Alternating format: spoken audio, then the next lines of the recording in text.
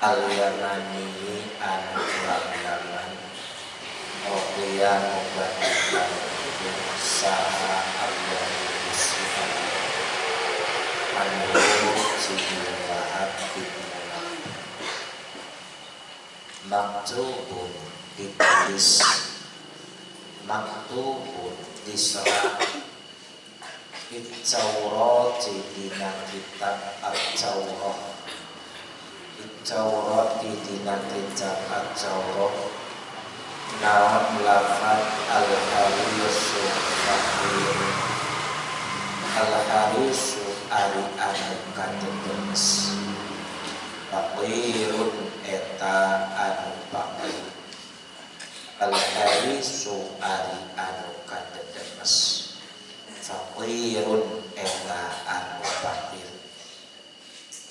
Ayat talibut tegesna ari anu nyupri, ayat talibut tegesna ari anu nyupri, li syai'in kana hiji perkara, ijtihadin kalawan sungguh-sungguh, ijtihadin kalawan narima sungguh-sungguh, fi isobati dina ngengingkeun ieu syai', asal isobat mah meneran, dina ngengingkeun tetapi meraih ieu syai', faqidun eta anu leungiteun, faqidun eta anu leungiteun, lima kana perkara, yahtaju anu narima butuh at-thalibu, yahtaju anu narima butuh at-thalibu, ilaihi kana ieu mah, wa in kana sareng sanajan kabuktosan ieu al-haris, wa in kana sareng sanajan kabuktosan al-haris,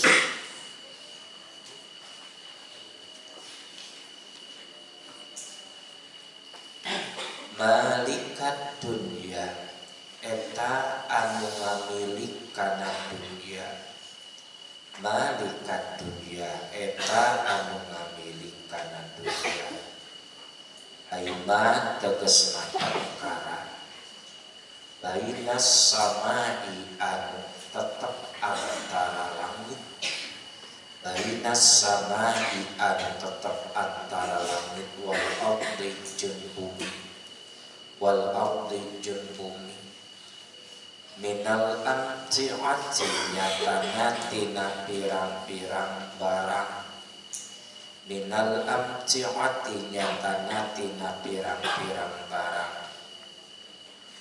wal jawahiri jeung pirang-pirang permata, wal jawahiri jeung pirang-pirang permata, wal muqli'u sareng ari anu taat, wal muqli'u sareng ari anu taat lillahi ta'ala ka Allah ta'ala, muqa'un eta anu ditaatan, muqa'un eta anu ditaatan linnasi pikeun jalma-jalma, wa in kana sareng sanajan kabuktosan al-muqli'u, wa in kana sareng sanajan kabuktosan al-muqli', al-muqli'u tegesna anu taat, al-muqli'u tegesna anu taat, mamlukan eta anu dipimilik, mamlukan eta anu dipimilik, aya abdan tegesna hiji hamba, aya abdan tegesna hiji hamba, linnasi pikeun jalma-jalma, linnasi pikeun jalma-jalma,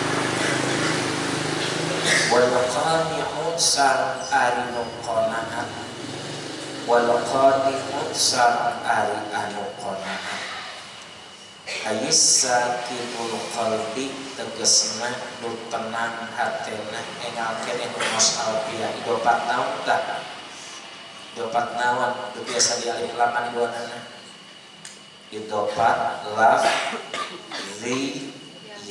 disebutkan idofat ghair mahdhuf idofat tapi di alif lam. As-sakinul aisakinul qalbi tegasna anu katen ainda adamil maklufat dina nalika teu ayana pirang-pirang asal maklufat Allah maklufat biasa maksudna maklufat tuangan deukeun inda adamil maklufati dina nalika teu ayana tuangan sang leutkeun tuangan maklufati nu sok dibiasakeun waridho sang ridho ridho teh naon rela biqismatillahi ku pembagian Allah Ta'ala biqismatillahi ku pembagian Allah Ta'ala ghaniyun eta anu sugih alias beunghar ghaniyun eta anu sugih wa in kana jeung sanajan kabuktosan al-qani' wa in kana jeung sanaos kabuktosan al-qani' ja'ian eta anu lapar ja'ian eta anu lapar wa harabat jeung kabur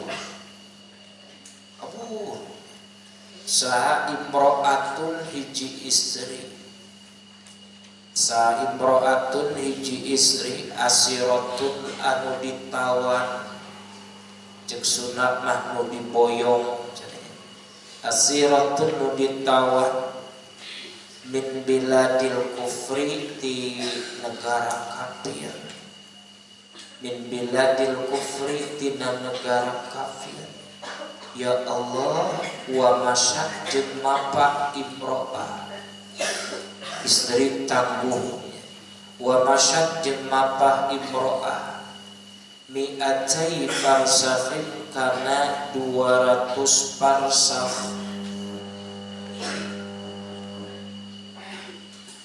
mi'atai farsakhin kana 200 parsakh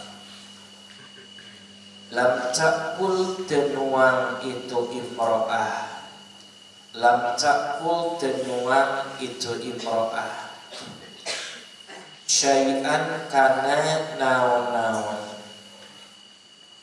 fasuilat tuluy ditaros imro'ah fasuilat tuluy ditaros imro'ah kaifa kumaha qawiti kuat anjeun qawiti kuat anjeun qawiyat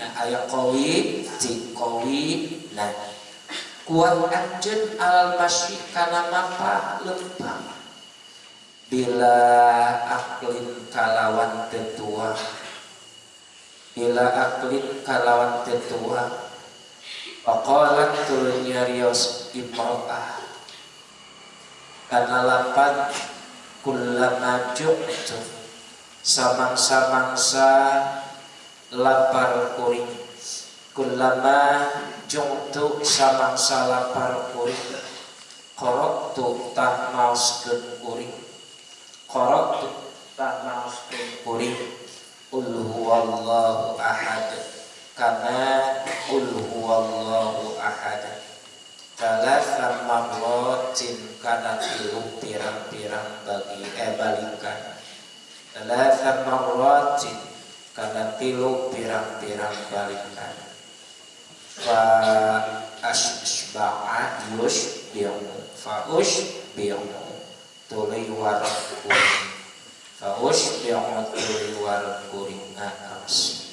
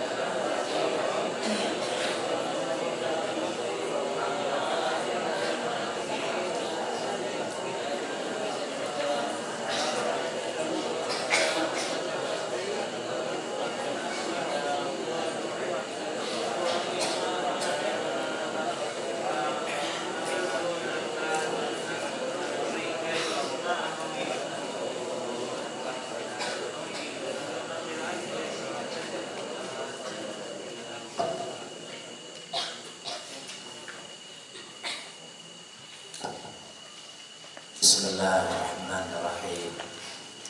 Alhamdulillahirabbil alamin wa bihi nasta'inu ala umuri dunya waddin. Asyhadu an la ilaha illallah al-malikul haqqul mubin wa asyhadu anna sayyidana wa nabiyyana Muhammadan abduhu wa rasuluh imamul muttaqin al-muhsinin. Qala mu'allif rahimahullah ta'ala wa nafa'ana bi'ulumihi amin ya rabbal alamin. Para santri yang berbahagia,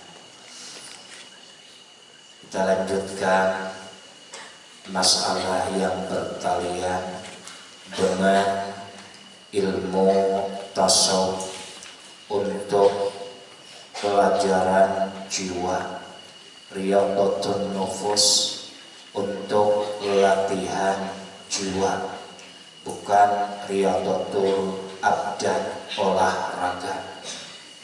Ini mah olah jiwa. Melalui makalah yang ke-48 yang diterima dari salah satu sahabat yang berasal dari negeri Yaman yang bernama Wahab bin Munabbih radhiyallahu anhu. Kebetulan beliau tadinya sebelum masuk Islam adalah seorang rahib, seorang pendeta, karena di Yaman kebanyakan orang-orang Nasrani. Beda dengan di Mekah. Di Mekah kebanyakan wasani, para penyembah berhala. Kalau di Thaibah atau Yathrib atau sekarang Madinatul Munawwarah itu banyak Yahudi. Tapi kalau di Yaman banyak Nasrani. Tahu Nasrani? Nasrani termasuk Wahab bin Munabbih. Beliau ahli kitab Injil. Beliau juga ahli kitab Taurat. Karena sebelum masuk Islam, beliau adalah seorang rahib, seorang ulama Nasrani yang memperdalam ilmu dari dua kitab Taurat dan Injil. Seperti Ka'ab al-Ahbar itu sama, orang-orang ahli kitab, ahli Alkitab, ahli Taurat dan ahli Injil. Kebetulan beliau Wahab bin Munabbih, beliau menyintir dari kitab Taurat. Katanya ini termaktub dalam kitab Taurat. Al-harisu faqirun wa in kana malikat dunya. Itu berbentuk hikmah, bukan berbentuk ibadah ataupun muamalah. Orang yang tamak itulah hakikat orang yang fakir. Walaupun dia memiliki kekayaan seluruh dunia, tetap orang itu fakir, dalam arti tidak akan merasakan cukup. Tidak pernah merasakan cukup. Masih kurang, kurang, dan kurang. Sedangkan perasaan kurang itulah hakikatnya perasaan orang fakir. Maka orang yang tamak adalah hakikatnya orang fakir. Yang gimana yang dikatakan al-haris, yang dikatakan orang tamak, at-talibu li syai'in bijtihadi. Orang yang mencari sesuatu dengan sungguh-sungguh. Mencari sesuatu dengan mengerahkan segenap kemampuan fi isobatihi untuk meraihnya. Itulah yang dikatakan haris. Orang yang tamak, kesananya pasti orang tamak adalah orang rakus. Dikatakan fakir, faqidun lima yahtaju ilaihi. Dia kehilangan apa yang dibutuhkan. Karena sekian kali mendapatkan apa yang dikejar, sekian kali itu dirinya merasa kurang dan kurang dan kurang dan kurang. Pernah bersyukur? Tidak akan pernah bersyukur orang yang haris. Orang yang tamak tidak akan pernah bersyukur. Jangankan nikmat yang cuma sedikit, walaupun nikmat Allah limpahkan, hampir memenuhi permukaan dunia, malaikat dunia tidak akan pernah merasa cukup. Ma bainal sama'i wal ardh. Dia memiliki apa-apa yang ada di antara langit dan di antara bumi, baik berbentuk barang, harta benda, perhiasan, walau permata yang mahal sekalipun tidak akan pernah merasa cukup.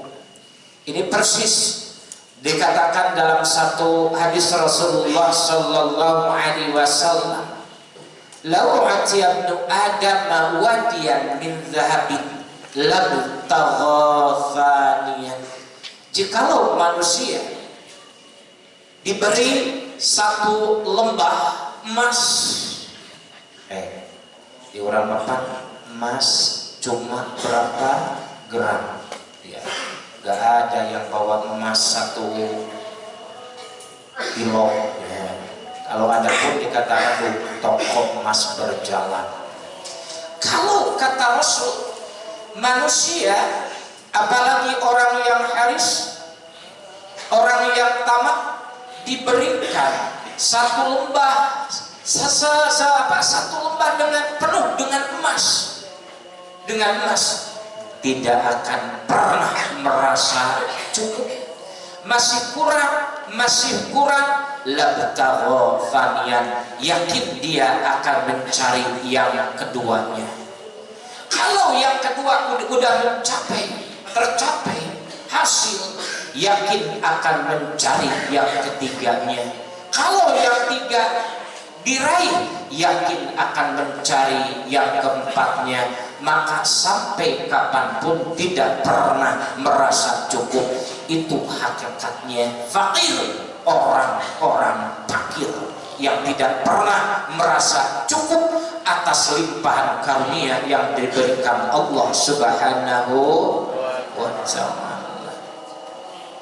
Maka kepada kita dari pelajaran ini, janganlah jadi orang tamak.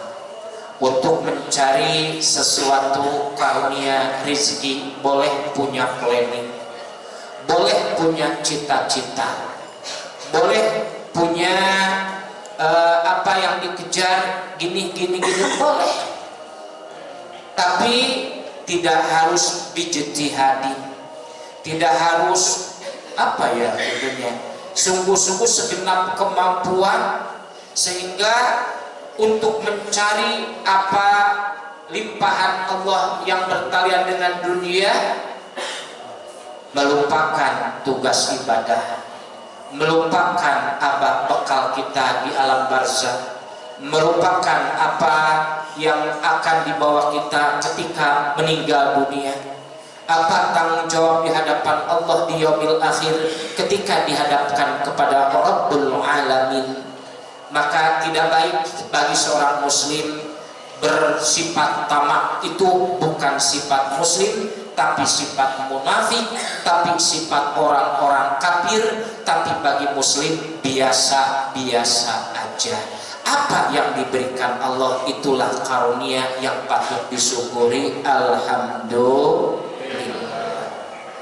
Maka pelajaran bagi santri ketika diberi bekal, masih baru, bulan muda, alhamdulillah. Jangan tamak. ini belikan ini apa, celodean apa, ya. Ini mau dibelikan apa, ini pesan apa, sehingga baru seminggu kerontang, habislah uang, minta lagi, gak baik. Itu biasanya kalau santri bersifat tamak akan merepotkan orang tua. Berusahalah jadi santri baik, berjiwa qanaat, ya. Berjiwa qanaat. Sedikit banyak patut disyukuri, dimanage bagaimana keuangan sekian supaya cukup 1 bulan, gitunya. Karena orang tua untuk mencari uang itu bukan semudah membalikkan telapak tangan. Pertama, yang kedua, wal muti'u lillahi ta'ala muta'un linnasi. Yang kedua, orang yang taat kepada Allah insya Allah akan ditaati oleh manusia. Lah, jikalau kita mau ditaati oleh manusia mudah. Kita menceritakan ini, memerintahkan ini itu mudah orang-orang taat. Kita memberikan petua harus gini, harus itu, jangan gini, jangan gitu, mudah. Diturut sama manusia asal kita pun turut kepada Allah. Barang siapa yang taat zahir batin, bukan cuma zahir. Diperintahkan sholat tapi hati kosong. Diperintahkan saum tapi hati tidak taat. Diperintahkan haji tapi hati tidak taat. Dituntutan taat adalah zahir batin. Kalaulah zahir batin, zahirnya taat, batinnya juga taat kepada Allah Subhanahu wa ta'ala, insya Allah apa yang kita ucapkan akan ditaati oleh orang-orang, oleh manusia. Bahkan di lain kesempatan pun demikian. Barang siapa yang sangat besar malunya kepada Allah, bukan besar kemaluan ya.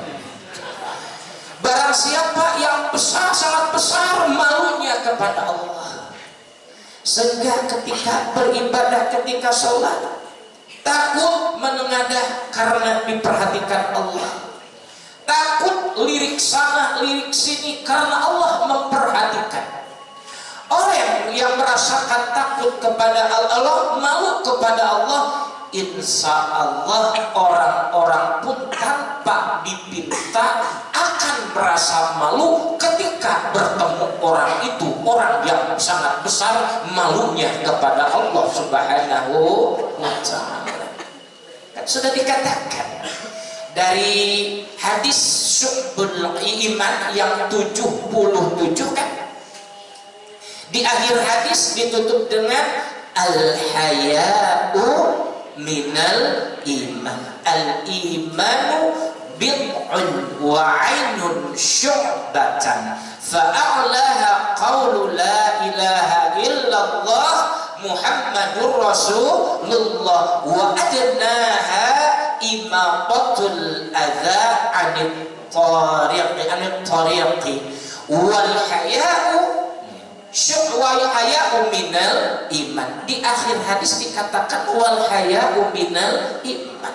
Kalau orang itu di hadapan Allah sangat malu untuk berdosa, malu untuk melanggar perintah dan larangan, malu untuk melihat sana sininya, sedangkan diri sedang ibadah kepada Allah, sedangkan Allah memperhatikan kita. Sangat malu untuk lihat sana lihat sini, hati kesana kemari gitunya. Maka orang itu pasti di hadapan manusia, orang-orang sangat malu pada orang itu tanpa alasan. Juga kalaulah ada seseorang mempunyai jiwa di hadapan Allah sangat takut Allah murka, takut Allah mengazab, takut Allah tidak ridho, takut Allah tidak menerima apa yang dilakukan dalam amal ibadah kita. Kalau orang itu sangat besar takut kepada Allah, maka Allah akan memberi walaupun tidak dipinta sama sekali. Orang-orang yang menemui orang itu akan merasakan hibah, akan merasakan takut. Dasarnya bukan takut seperti melihat juri. Dasarnya bukan takut ketika melihat binatang buas, tapi takut ta'ziman wa ijlalan. Takut karena memuliakan, takut karena menghormati yang dikatakan haibah. Itu timbal baliknya seperti yang di sini. Barang siapa di sininya, barang siapa orang yang merasa malu kepada Allah, maka orang-orang pun kita ketika berjumpa dengan orang itu akan merasa malu. Malu, saya orang jelek, maksudnya jelek amat-amatnya, orang yang biasa-biasa, orang bodoh, orang tidak benar dalam ibadah. Banyak alasan apa? Alasan malu. Teruskan. Wal muqti'u, orang yang taat. Ingat, bukan taat zahir, tapi harus disempurnakan dengan taat batin. Bahkan munafik pun zahirnya taat. Munafik zaman Rasul, bukan munafik versi zaman now. Ke zaman now mah ibadah enggak, hatinya nifak kubur gitu. Di zaman Rasul sholat biasa, orang munafik hadir ke pengajian biasa, tapi hatinya tidak beriman. Itu taat dohir, tapi taat tidak taat nawan batin. Yang dituntut ini adalah taat kepada Allah, taat dalam zahir dan doa taat dalam batin. Zahir melaksanakan perintah Allah dan menjauhi segala larangan, hati pun demikian. Ketika Allah memerintahkan sesuatu, pertama yang ada dalam hati, sami'na wa ata'na. Ya Allah, saya mendengar. Ya Allah, saya taat. Ya Allah, saya tidak ingkar. Ya Allah, saya ridho. Ya Allah, saya rela diperintah. Raditu billahi rabba, saya rela Allah jadi Tuhanku. Apa yang diperintah oleh Allah saya rela, apa yang dilarang oleh Allah saya rela. Itu ketaatan jiwa, itu ketaatan batin. Yang dituntut di sini bukan cuma taat zahir, tapi taat batin. Seperti gini, semua santri harus mengaji, ngajilah. Ada yang taat, ini kewajiban. Saya mengaji lillahi ta'ala. Ada lagi yang leha-leha mau nyungsep di kobong, lalu datang pengurus, ngaji. Datang pengajian, zahirnya taat ikut ngaji, tapi hatinya ngedumel. Taat gak? Enggak. Batinnya tidak taat. Maka tuntutan di sini yang taat bukan cuma zahir, adalah harus ditambah dengan taat batin. Wal muti'u lillahi ta'ala muta'un linnasi. Insyaallah di hadapan manusia, ketika menjadi pemerintah, memerintahkan sesuatu, melarang sesuatu, maka orang itu mudah ditaati oleh manusia.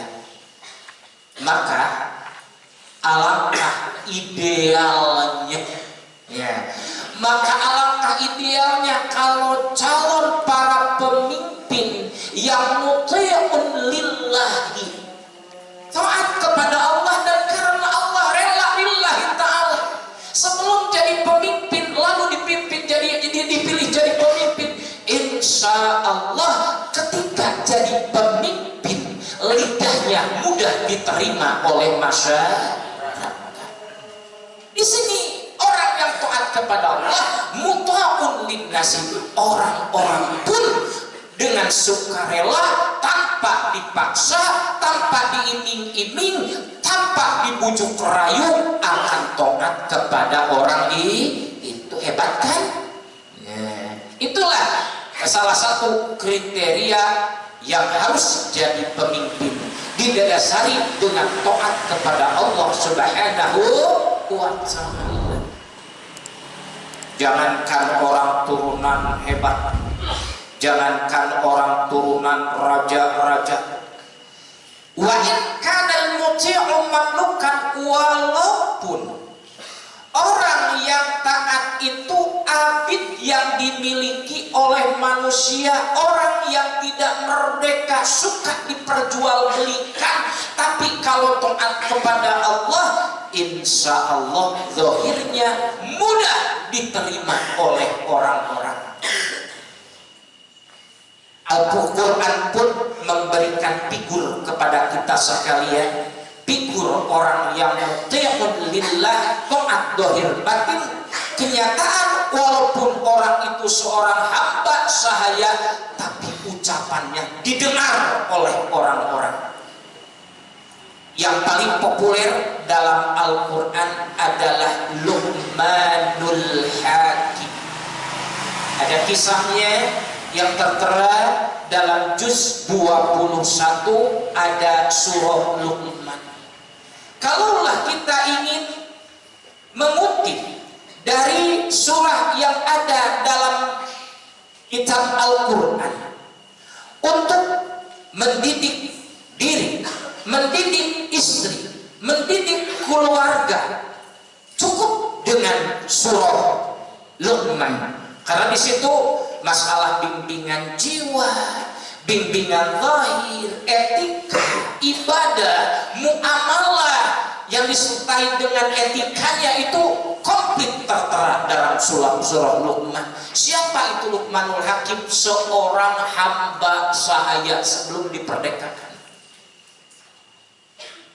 Dia menjadi mulia karena Allah memberikan hikmah, diberikan hikmah kebajikan sebelum merdeka. Kata ya Allah Subhanahu wa ta'ala, a'udzu billahi minasyaitonir rajim. Wa laqad atayna Luqmanal hikmata an ishkur lillah. Wa laqad atayna Luqmanal hikmah. Yakin kami Allah Subhanahu wa ta'ala memberikan hikmah kepada Luqmanul Hakim. Karena beliau adalah yang taat kepada Allah, juga taat kepada Tuhannya, maka orang-orang pun taat kepada dia. Dia dijadikan figur bahkan oleh Allah Subhanahu wa ta'ala. Beliau diabadikan dalam salah satu surat dalam Al-Quran, terletak dalam juz 21 surah Luqman. Orang-orang membaca, umat Islam di zaman Rasul membaca, umat Islam zaman sahabat, zaman tabi'in membaca, zaman atba'ut tabi'in, dari mulai ulama salaf sampai ulama khalaf, sampai kini pun dibaca surah Luqmanul Hakim. Padahal dari segi fisik, dari segi keturunan, dari segi kemuliaan di hadapan manusia, beliau bukan siapa-siapa. Tapi karena mulia di hadapan Allah, beliau jadi orang mulia terkenal di seantero jagat raya.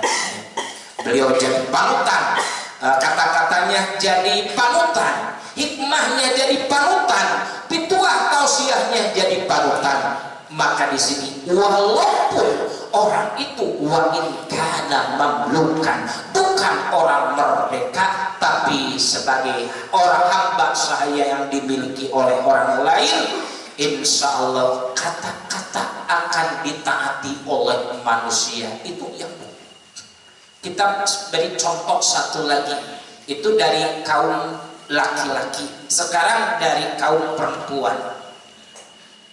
Ada seorang sufiyah yang sangat terkenal, Siti Rabi'ah Al-Adawiyah. Beliau hidup di zaman Tabi'in Hasan Al-Bisri. Saking hebatnya beliau, banyak para aulia, banyak para ulama, banyak para masyarakat biasa yang meminta pituah tausiah dari Siti Robi'ah Al-Adawiyah. Siapa beliau? Beliau adalah tadinya seorang amat hamba sahaya. Karena beliau mempunyai ketaatan zahir batin yang luar biasa kepada Allah. Walaupun seorang perempuan, walaupun seorang hamba sahaya yang di hadapan manusia dianggap orang kedua, dianggap setengah binatang, tidak dilirik walau dengan sebelah mata, tapi dia seorang taat kepada Allah zahir batin dengan sangat ikhlas bersih lillahi ta'ala, ketaatan kepada Allah, sehingga beliau walaupun seorang wanita, walaupun seorang hamba sahaya, dan akhirnya oleh tuannya dimerdekakan, maka kata-kata beliau ditaati bukan saja oleh orang-orang biasa, tapi dengan orang-orang yang berpangkat ulama, juga orang-orang yang berpangkat aulia sering mendatangi beliau, sering untuk meminta petuah, meminta nasihat. Itu buktinya di sini. Kata siapa tadi? Wahab bin Munabbih, wal muqi'u lillahi muqamun linnasi wa in kana mamlukan. Orang yang taat kepada Allah zahir batin, insyaallah di hadapan manusia akan ditaati kata-katanya, walaupun orang itu bukan orang merdeka tapi orang hamba sahaya. Ya, alangkah hebatnya kalau para pemimpin seperti itu, ya, insya Allah oleh masyarakat nggak dicemooh, insya Allah dihormati. Masyarakat akan merasa malu karena kebajikan orang itu. Masyarakat akan merasa takut, ajri, akan merasa haibah karena saking memuliakannya orang itu, karena taat zahir batin kepada Allah Subhanahu wa ta'ala. Berapa? 2. Ketiga, wal qani'u ghaniyun wa in kana ja'ian. Orang yang qanaat, merasa cukup atas limpahan nikmat yang diberikan Allah, banyak, sedang ataupun sedikit, tapi dirasakan merasa cukup. Kalaulah diberikan rezeki yang banyak, kadang jiwanya merasa, ya Allah, saya gak sanggup untuk mensyukuri nikmat-Mu. Beliau berusaha ketika diberi nikmat dan rezeki, bukan ditumpuk dan ditumpuk untuk kepentingan keluarga sampai 7 turunan tidak ada yang lapar, tapi bagaimana orang lain ikut merasakan nikmat yang diberikan Allah kepada diri. Itulah orang yang qani, orang yang qanaat. Kalau diberikan rezeki berlebih, kalau kurang pun kadang-kadang sampai klimaknya orang yang qani akan memiliki sifat yang sangat terpuji yang dimiliki oleh para sahabat, yang dikatakan ithar. Apa? Ithar.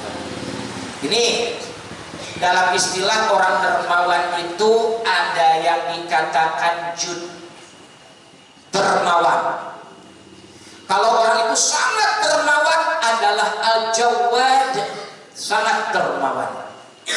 Tapi ada di atas dermawan yang dikatakan al-ithar, itu melebihi dermawan.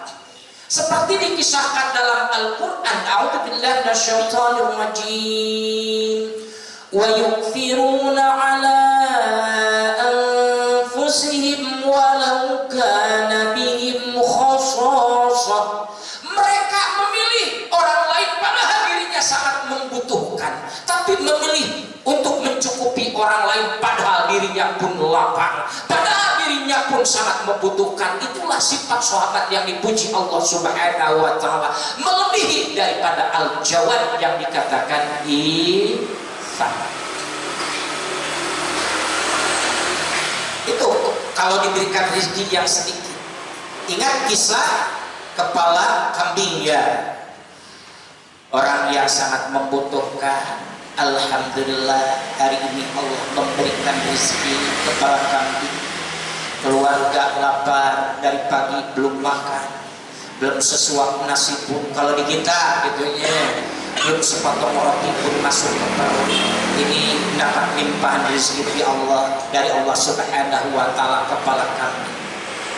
Mau digulai, mau di apa? Kepala kambing digulai, terus mau di apa lagi?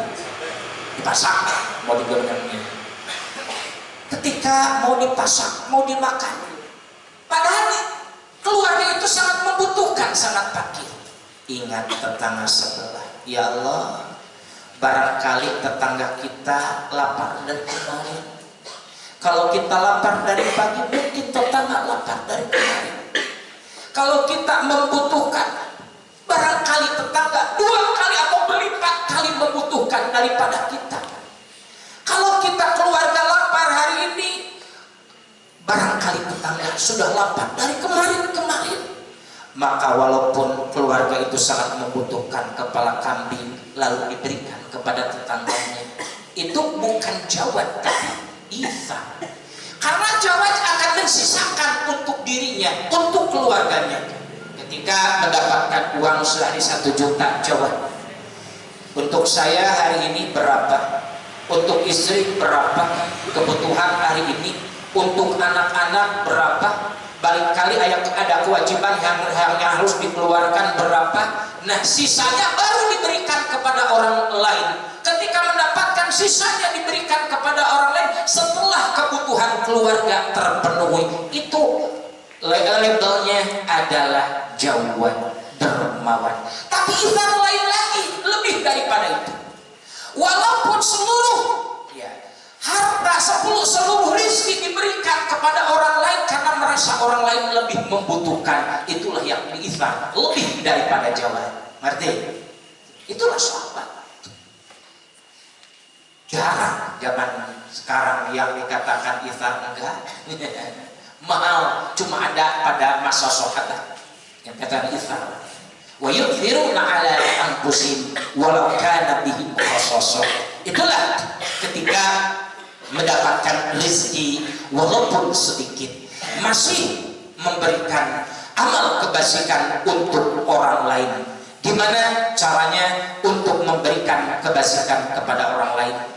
Seperti kata Sayyidina Umar radhiyallahu anhu, beliau sangat terkenal keteladannya dalam keadilan seorang pemimpin.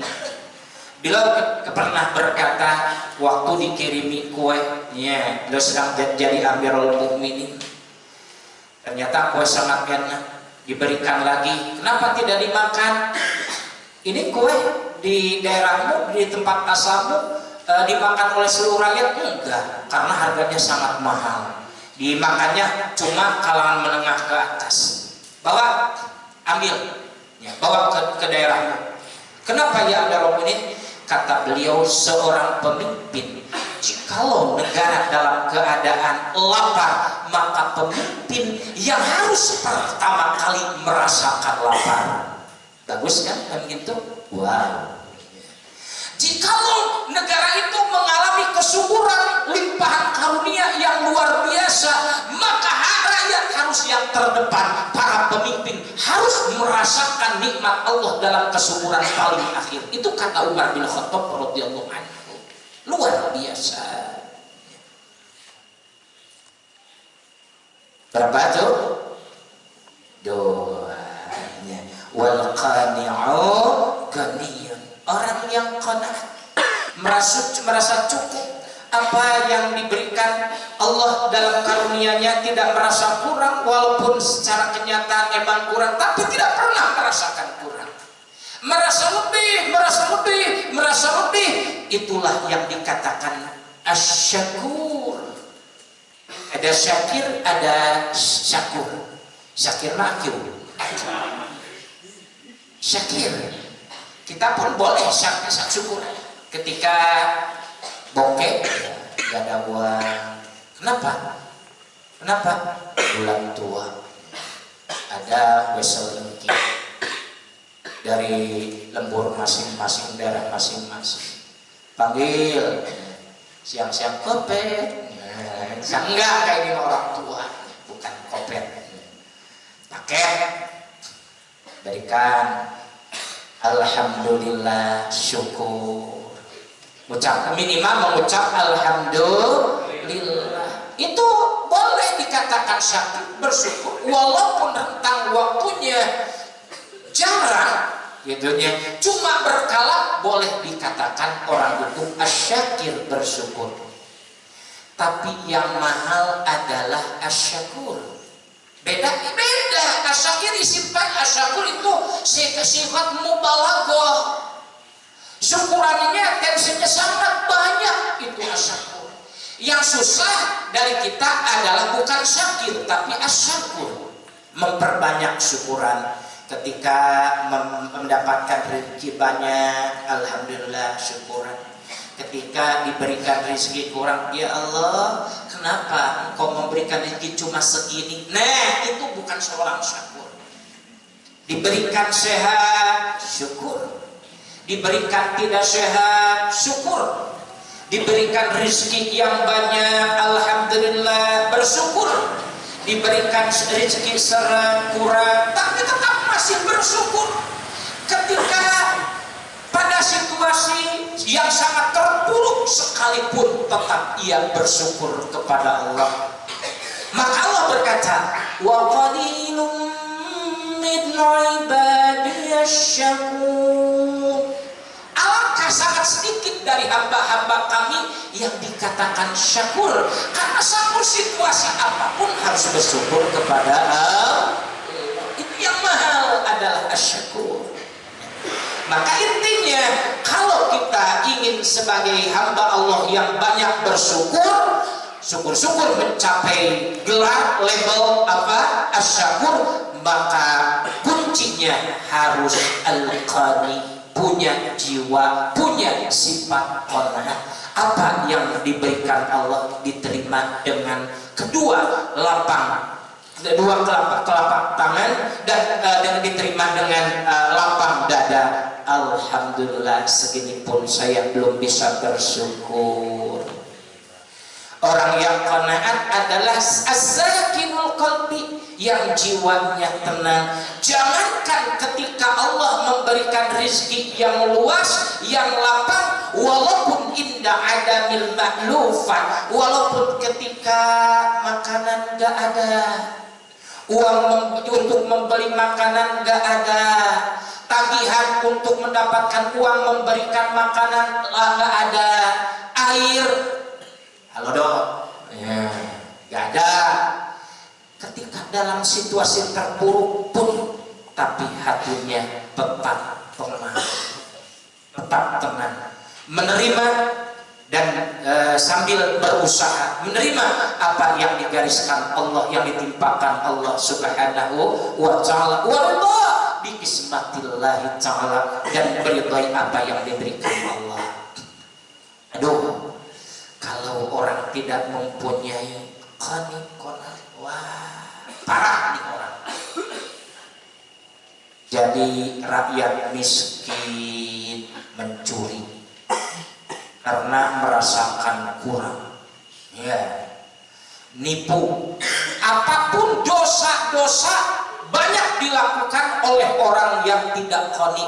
Jangankan orang miskin, orang kaya sekalipun, orang yang gajinya ratusan juta sekalipun, orang yang pendapatannya satu bulan bermiliar-miliar sekalipun, kalau tidak mempunyai jiwa qanaat, akan melakukan kejahatan demi kejahatan untuk mengeruk uang demi nawan, menumpuk-numpuk harta. Kenapa tidak qanaat? Pada dirinya udah orang kaya, uangnya miliaran, tapi merasa tidak cukup.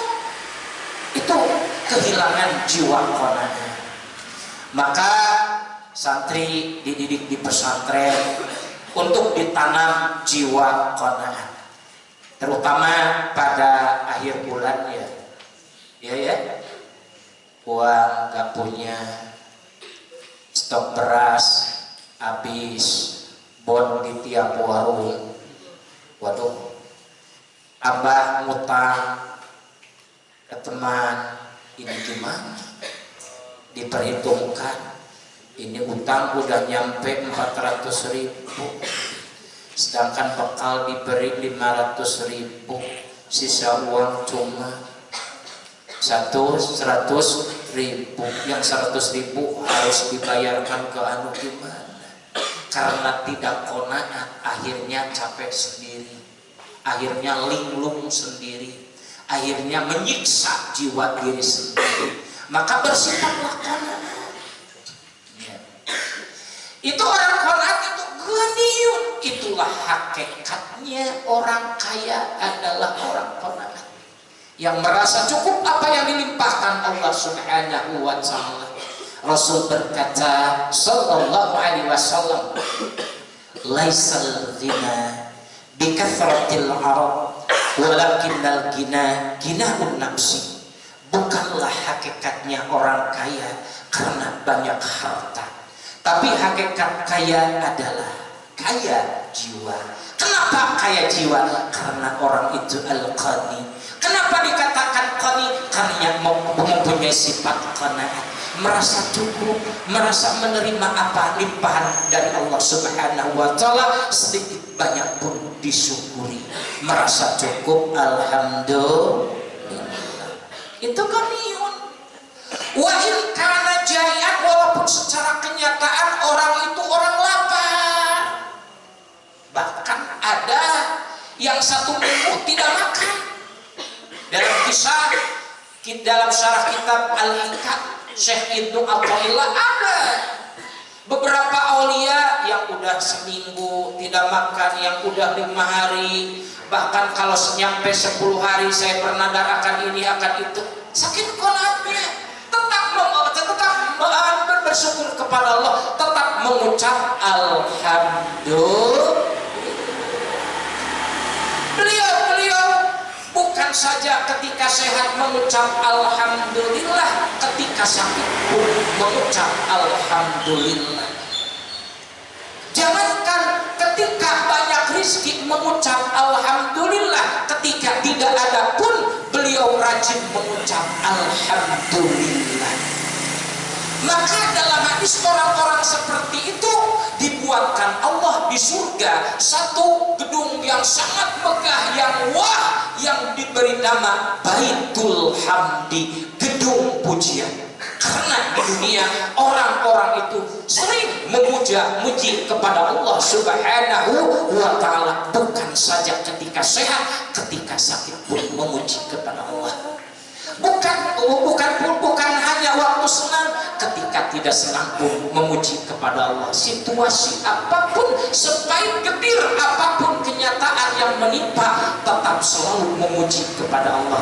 Orang seperti itu yang diberi karunia Allah, diberikan satu gedung yang sangat luar biasa di surga yang diberi nama Baitul Hamdi. Hebat kan? Itu hakikatnya orang kaya, walaupun orang itu lapar. Ditutup bahasan kali ini dengan satu kisah seorang perempuan muslimah. Beliau ditawan oleh orang-orang kafir dan dibawa kepada negara mereka, kepada biladul kufri, daerah kafir, negara kafir, ditawan.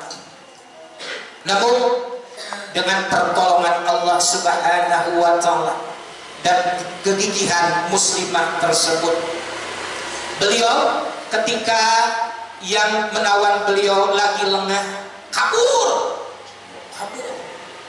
Namanya juga perempuan, pasti jalannya beda dengan laki-laki, geyot jika kita tidak makan perempuan lain dengan laki-laki, lari gitu. Perempuan lain.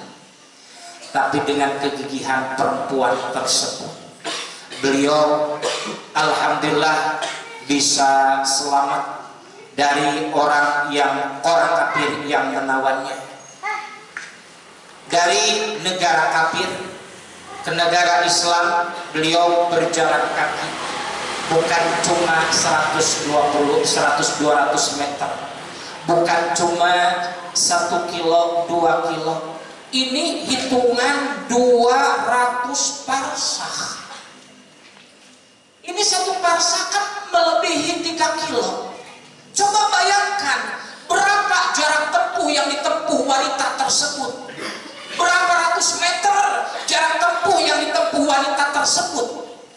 Dan beliau tidak membawa uang untuk jajan.